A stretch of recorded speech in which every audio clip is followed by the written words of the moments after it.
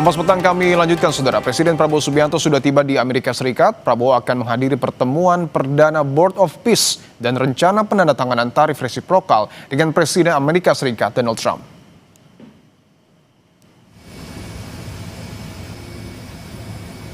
Presiden Prabowo tiba di Pangkalan Militer Andrews, Maryland, Amerika Serikat pada Selasa siang waktu setempat, disambut sejumlah pejabat Amerika Serikat dan Indonesia. Prabowo kemudian bertolak ke hotel tempat yang menginap di Washington DC dan langsung menyapa puluhan diaspora yang menyambut kedatangannya. Dalam lawatannya ke Amerika Serikat, Prabowo rencananya akan menghadiri pertemuan perdana soal Board of Peace pada 19 Februari mendatang. Agenda lainnya adalah penandatanganan tarif resiprokal dengan Presiden Amerika Serikat Donald Trump. Saudara Kompas TV, lawatan malam pertama Presiden Prabowo Subianto di Amerika Serikat. Presiden Prabowo Subianto direncanakan akan menemui pengusaha yang diagendakan pada 18 Februari 2026.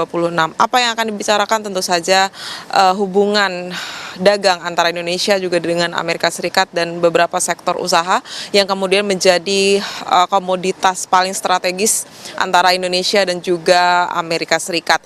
Nah, kalau dilihat memang agenda besar yang harus diemban Presiden Prabowo Subianto dalam lawatannya kali ini ada dua, yaitu terkait dengan pertemuan perdana Board of Peace yang akan diselenggarakan langsung oleh Presiden Donald Trump, dan juga yang kedua terkait dengan rencana penandatanganan kesepakatan tarif resiprokal yang dijanjikan oleh Presiden Donald Trump usai keanggotaan Indonesia dalam BOP. Nah, agenda terakhir yang kemudian menjadi sangat penting juga adalah kesepakatan tarif resiprokal antara Indonesia dengan Amerika Serikat, mengingat hubungan dagang antara Indonesia dan Amerika Serikat ini sangat besar dengan nilai perdagangannya juga terus meningkat setiap tahunnya, dan ini juga mengingat bahwa tarif resiprokal ini nantinya akan berdampak pada sektor-sektor tertentu, apalagi sektor strategis yang akan diekspor Indonesia ke Amerika Serikat. Namun hal ini Indonesia harus tetap optimis karena kemarin yang dijanjikan oleh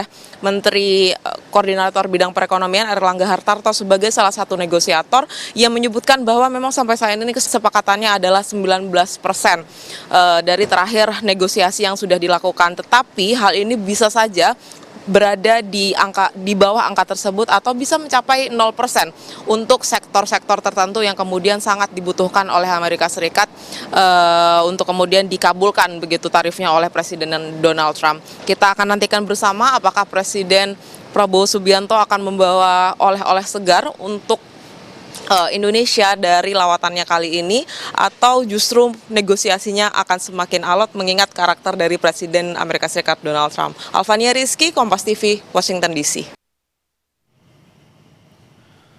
Sementara itu, Saudara, Menteri Luar Negeri Sugiono melakukan pertemuan bilateral dengan Wakil Tetap Palestina untuk PBB, Riyad Mansur, di New York, Amerika Serikat pada Senin waktu setempat. Sugiono menegaskan dukungan penuh Indonesia bagi perdamaian yang adil dan berkelanjutan melalui solusi dua negara.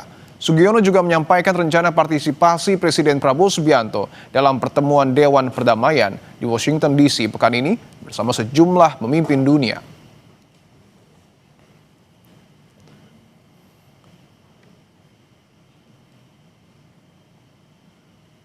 Presiden Prabowo Subianto akan menghadiri pertemuan Dewan Perdamaian bentukan Donald Trump di Amerika Serikat. Peran apa yang bisa diambil Indonesia dalam pertemuan itu demi masa depan Palestina? Kami akan membahasnya bersama pakar hubungan internasional Universitas Parahyangan, Julius Purwadi Hermawan. Mas Julius, selamat petang.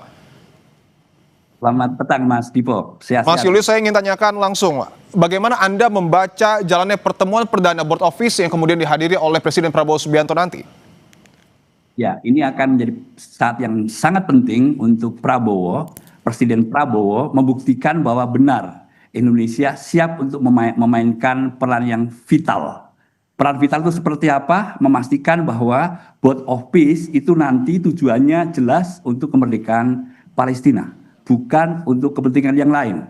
Nah, disitulah saya kira hal-hal yang harus ditunjukkan oleh Presiden kita. Oke, artinya ini akan menjadi gambaran apakah kemudian Indonesia betul-betul siap untuk mengambil peran vital di Board of Peace. Saya ingin tegaskan lagi, apa yang kemudian harus diprioritaskan oleh Presiden Prabowo Subianto dalam pertemuan nanti, Mas Julius? Ya, pertama saya harus melihat bahwa board of peace bekerja dalam ranah kerangka mandat PBB. Dalam hal ini kita bicara DKPBB 2803. Lalu termasuk di dalamnya adalah ISF, International Stabilization Force, juga menjadi bagian dari proses itu. Kritik kan sudah muncul ya, bahwa board of peace sudah punya kelemahan, ISF saya kira cacat gitu ya. Nah, presiden kita tetap bersikukuh gitu. Ini adalah satu-satunya ruang yang tersedia bagi Indonesia untuk membuktikan kita bisa berperan untuk bangsa Palestina. Dan ini menurut saya itu saatnya. Jadi di dalam pertemuan itu gitu, harusnya Pak Prabowo akan menyampaikan begini, pastikan ini dalam kerangka mandat PBB. Yang kedua, menurut saya rambu-rambu yang kedua tentu saja adalah tujuannya two-state solution, bukan one-state solution. Saya kira itu dua kunci utama, Mas Dipo. Oke, two-state solution ini yang kemudian betul-betul harus didorong oleh negara kita lah. Tapi pertanyaannya bagaimana Indonesia bisa memastikan solusi dua negara ini bisa dipahami oleh negara anggota Dewan Perdamaian khususnya Amerika Serikat dan tidak terkecuali Israel yang kemudian juga sudah bergabung? Ya, ada strategi menurut saya. Pertama, bertemulah dengan like-minded countries. Ingat, di situ ada Turki, ada Yordania, ada Arab Saudi. Mereka kan sebenarnya punya ide yang sama tentang bagaimana seharusnya kita bisa membangun perdamaian untuk orang-orang Palestina. Bertemulah dengan mereka, jangan bermain dengan individual. Saya nggak membayangkan seorang Presiden Prabowo bisa memenangkan negosiasi terkait dengan board of peace, terkait dengan pembentukan ISF kalau bermain sendiri. Mas Dipo, itu pandangan saya. Oke, apakah itu hal yang kemudian akan menjadi strategi utama menurut Anda yang kemudian akan digunakan oleh Presiden Prabowo Subianto atau mungkin ada opsi-opsi lain, Mas Julius? Ya, sayang kita tidak mendengar ya bahwa setelah dilakukan kajian yang mendalam sudah dirumuskan strategi yang holistik gitu ya. Kecuali kita mendengar bahwa board of peace dan ISF itu satu-satunya solusi yang tersedia untuk bangsa Palestina. Saya agak khawatir kita tidak punya strategi gitu. Tapi strategi yang paling mungkin adalah karena nanti akan bertemu besok ya, saya kira akan memulai pembahasan di Washington di summit gitu ya. Dan itu saya kira Indonesia harus menyampaikan, kalau saya menyarankan malam ini cobalah bernegosiasi juga, bertemu juga dengan negara-negara yang punya ide yang sama, punya empati yang sama dengan bangsa Palestina.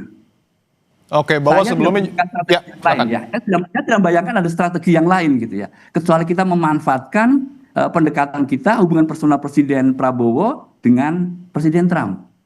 Oke, bahwa kita tahu juga sebelumnya menjadi perhatian Israel beberapa kali juga masih menyerang Gaza, kemudian juga Hamas meminta Dewan Perdamaian atau Board of Peace ini mendesak Israel untuk menghentikan serangan ke Gaza. Bagaimana memastikan Israel ini tidak lagi melakukan penyerangan di Gaza, Mas Julius?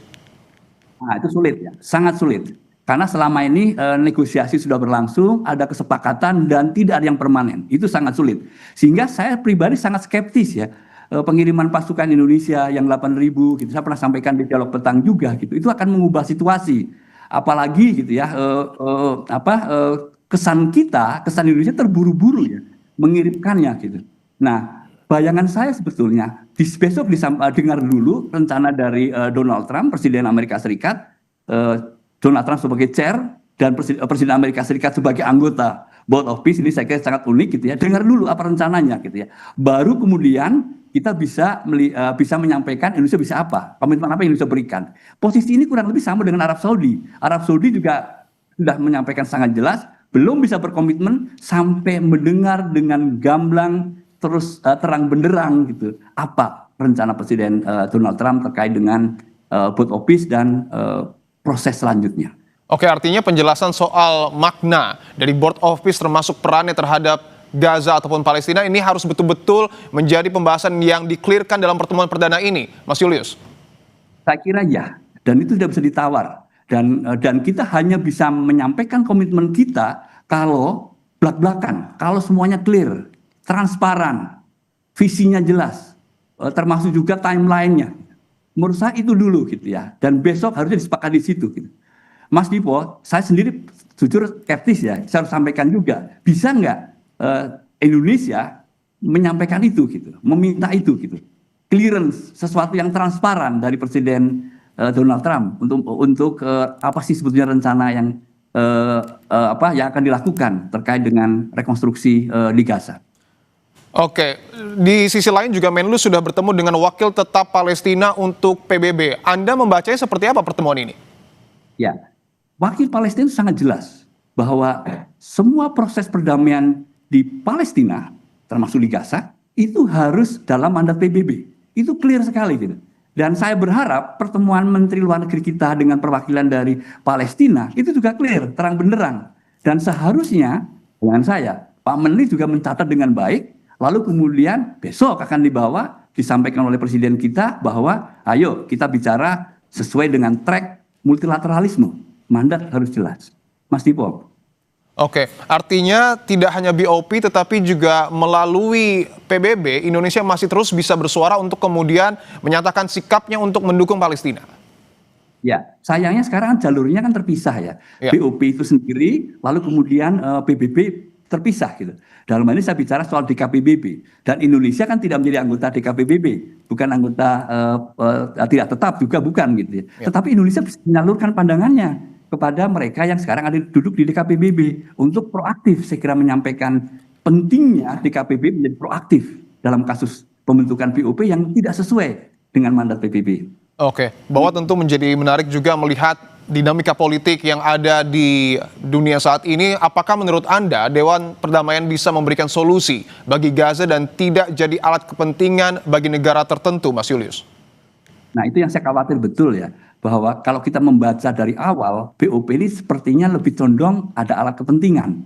Kepentingan atas nama kemerdekaan Palestina, martabat bangsa Palestina gitu ya. Lalu muncullah BOP ini. Dan kalau kita cermati charter dari BOP itu kan banyak kejanggalan. Saya kira ini sudah disampaikan oleh banyak pakar HI, termasuk juga oleh diplomat-diplomat senior, gitu, kejanggalan-kejanggalan itu. Gitu. Tetapi lagi kan rasionalisasi kita nyebut bahwa BOP ini kan satu-satunya jalan sekarang, nggak ada yang lain gitu, nggak ada yang lain gitu. Nah, kalau nggak ada yang lain, nah sekarang tinggal gimana kita memainkan strategi yang efektif, yang saya bayangkan sudah disiapkan oleh negosiator-negosiator kita, oleh ahli-ahli strategi kita yang sekarang bergabung di Washington gitu. Harapan saya itu gitu. Baik, tentu kita sama-sama menunggu peran vital dan juga strategi dari negara kita untuk betul-betul berperan dalam pertemuan Perdana Board of Peace termasuk juga untuk mendukung Palestina. Terima kasih Pakar Hubungan Internasional Universitas Parahyangan, Mas Julius Purwadi Hermawan telah bergabung di Kompas Petang. Terima kasih Mas Dipo.